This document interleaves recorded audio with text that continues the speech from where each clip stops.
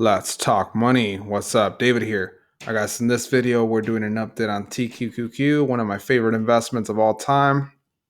And we have a lot of great stuff to talk about.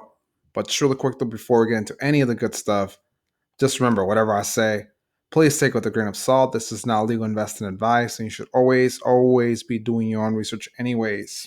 All right, without further ado, let's begin. All right, so for those of you guys that aren't familiar with TQQQ, basically, it mimics the movement of the NASDAQ 100, but 3xer. So in other words, let's say the NASDAQ 100 goes down 1% for the day. This will go down 3%, 3 times more, and also on the way up. So it's a double-edged sword.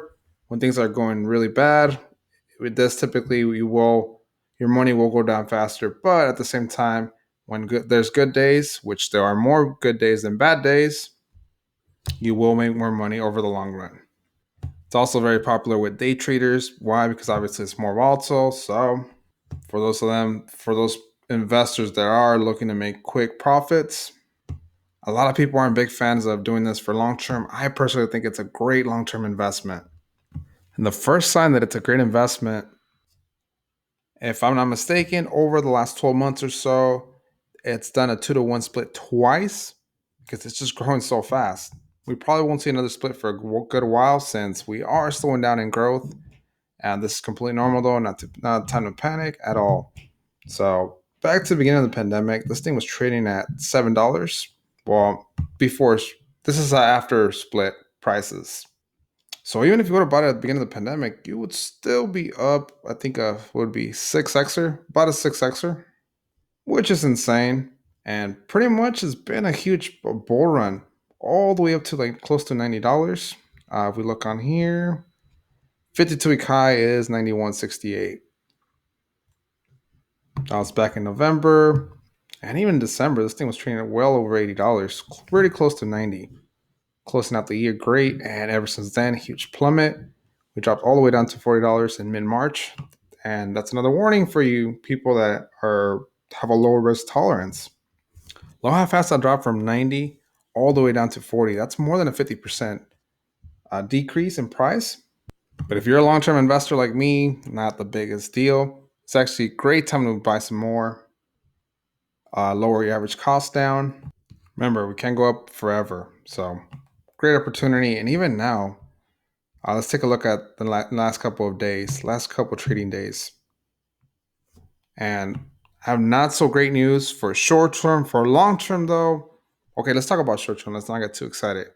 Okay, so ever since April, so we closed out March. Okay, we went from mid-March from $40 all the way up to $60. See, huge 50% gain right away. Dang.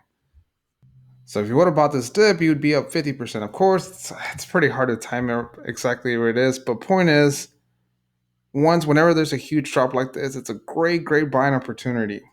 But anyways, and ever since then, we started doing a downtrend again in April. There's two windows right here.